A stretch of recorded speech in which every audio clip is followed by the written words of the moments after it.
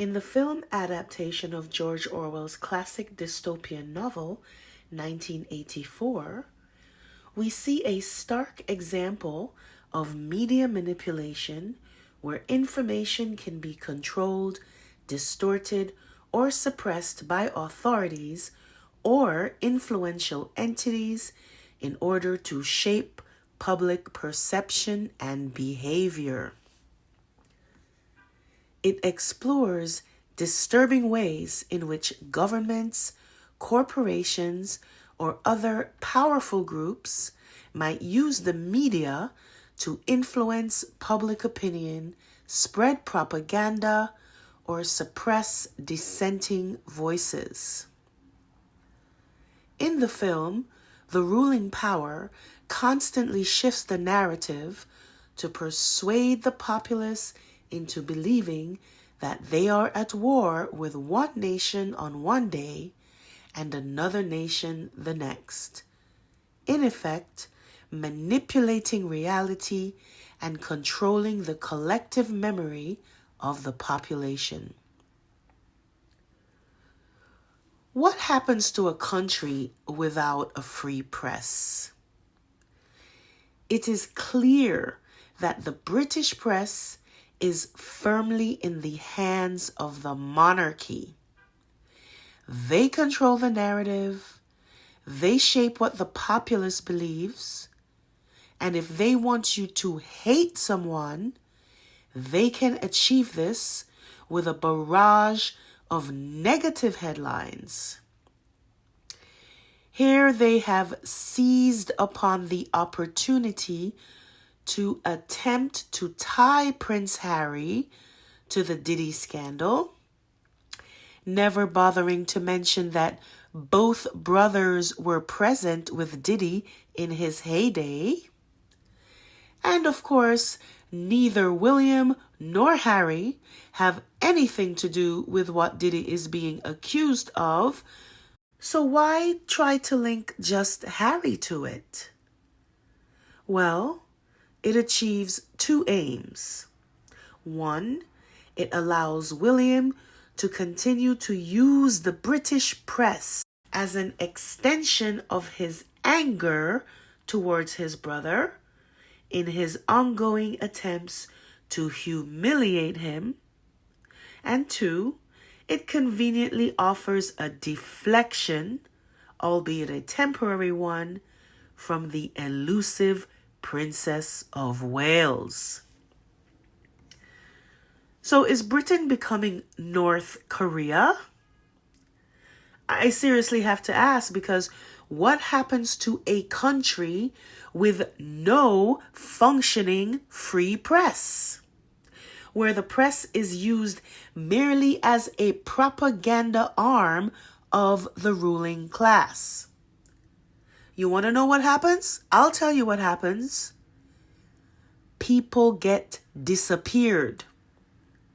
And so the implications of Kate's disappearance go far beyond mere gossip or entertainment for royal watchers. It demonstrates what can happen when there is a shift to totalitarianism. And that leads me to this latest report from The Telegraph, which claims that conspiracy theories about Kate's disappearance online have been found to be linked to Russian and Chinese accounts. Folks, when it comes to spreading disinformation, the UK press can give Russia and China a run for their money, okay? Look, Russian disinformation is real, but the Russians had nothing to do with William putting out fake photographs of Kate. The Russians had nothing to do with the obviously staged pap videos with Kate lookalikes. The Russians have nothing to do with the UK press acting as a vehicle to spread KP's lies about her whereabouts and putting out this questionable video. This has nothing to do with Russian disinformation. And the nerve of the UK press behaving as if they're an example of freedom when they have essentially been the propaganda arm of the royal family for decades. So now that William has delivered his coup de grace to the doubters and naysayers and conspiracy theorists out there, with the help of the BBC, where a frail and ethereal Kate is presented in video form for all the peasants to ooh and ah over, and to be shamed for daring to question an ailing woman suffering from cancer. And now, of course, we learn today that Kate will not be making an Easter appearance. No surprise there. I always said that leading up to Easter, William would hatch up some scheme to buy him time, and that Kate was never going to make an Easter appearance, or after Easter for that matter. Here we have this report of Kate and William being seen leaving by helicopter to go on their Easter holiday. And of course, there are no actual photographs of this. And the only pictures I could find are of someone claiming that this was from a few days ago. But upon further investigation, these just turn out to be old photos from 2022. So, the mainstream media is now either wittingly or unwittingly participating in this ongoing farce by continuing to rehash old photographs of Kate, implying that they are current and hoping that their readers won't know the difference. And I hope by now, folks, you have come to terms with the fact that Kate is gone and you will never see her again, unless, of course, William decides it's time once again to summon her from beyond the digital realms of the artificial intelligence universe. But don't expect to see her making any more public appearances. No more ribbon cuttings, no more baby bank visits, no more flower shows. That's right. William has had enough of you nosy Parkers snooping around and asking questions about his missing wife. And as far as he's concerned, the matter has been put to rest because this masterful piece of propaganda has, for the most part, achieved its aim, and the aim was multi-pronged. First, to put a stop to the questions about Kate's whereabouts, to garner sympathy, and at the same time, to shame those of us who had and continue to have our doubts about Kate's whereabouts. I mean, all they have to do now is demand privacy and accuse you of being a heartless ghoul who would dare question a family going through such a terrible crisis.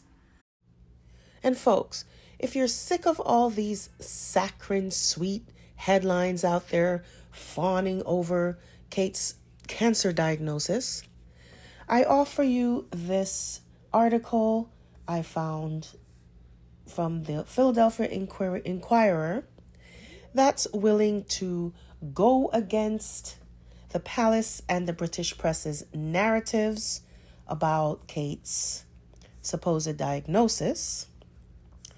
And it states, "Don't blame stupid people on the internet for Palace's Princess Kate lies." And it goes on to say, "The background birds had barely stopped chirping in the dramatic Friday video from Catherine, Princess of Wales, revealing her cancer diagnosis, when the rush to judgment took full flight. The elite columnists at the New York Times were almost gleeful despite the downbeat medical news in pointing the finger of blame for months of increasingly feverish online speculation on the whereabouts of Princess Kate. Missing in action since Christmas, the villain in their version was Times' 2006 Person of the Year, you. The real royal scandal is us, blared the Times headline over its lead column. Who said the real lesson from the frenzy that escalated when a doctored, or worse, photo of Kate Middleton and her 3 children were handed out to the press is that Americans should stop hounding public figures when they deserve privacy. She wrote, Kate's terrible news shouldn't just make us feel terrible for Kate, it should also make us feel terrible about ourselves. If you weren't performing an Opus Dei style self-flagellation ritual after reading this column, the whip was turned over to her Times colleague. The point, this was the headline, the internet should feel shame over Kate Middleton. Let's be clear, this is a completely bass-ackward interpretation of what's played out over the last few weeks. The apparent truth-telling of Kate's Friday night news dump didn't happen because people are stupid. It happened because people are smart. Smarter at least than a Kensington Palace, Kate, her husband who would be King Prince William, and their army protectors that alternatively dissembled about the princess's whereabouts, encouraged paparazzi speculation, and finally put out a photographic lie and made Kate take the blame for it. Indeed, the fact that so many columnists for leading news organizations raced to attack the public, formerly known as their readers, who are deserting mainstream media in droves, is a tell showing you what the Kate whereabouts scandal was ultimately about: authority and the truth. Writers like the Times' Paul still identify with Kensington Palace because they realize they are kindred spirits, diminished institutions whose bond of trust with the people they feel comfortable attacking is rapidly collapsing. Not surprisingly, the columns by Paul, Bennett, and others seized on the most out there conspiracy theories, to be expected in a world of 5.35 billion internet users, when the royal family's Nixonian PR strategies all but begged them to speculate. They ignored the reality that most everyday people were saying on the internet, that Kate must be more seriously ill than the bland and occasionally misleading statements from Kensington Palace proved to be the truth. Why should the public feel very, very stupid when it wasn't the public but Kensington Palace that earlier this month released the now notorious British Mother's Day photo of Kate and her children, allegedly snapped by William himself, that was spiked by the world's major news organizations after it became obvious that the picture was altered, perhaps substantially? Was it the internet that then decided to throw Kate under the bus by blaming the fiasco on her amateur photoshopping skills, removing William, not to mention credibility, from the discussion? Should we actually be feeling terrible about ourselves when Kensington Palace did nothing to disown the various paparazzi videos and photos of a happy and normal Kate riding in cars or shopping at a farmer's market, which, as we learned when the video of the actual Kate was released on Friday night, clearly were not her? Indeed, it was a little gobsmacking last weekend to watch mainstream news outlets hype the TMZ shopping video as some kind of proof of life, when anyone with a reasonably working set of eyes could see this woman looked almost nothing like Kate. And so, folks, in true Orwellian fashion, the British press and Kensington Palace lied to us repeatedly and then turn around and try to shame us for questioning their lies. They try to blame everyone except to take accountability for their own actions as to why speculations grew like wildfire when they were the ones to put out all these misleading articles and photographs and videos. Apparently, it's us. It's us that's to blame. It's no wonder that mainstream media viewership is at an all-time low. People are no longer trusting the mainstream media to rely on them for impartial reporting.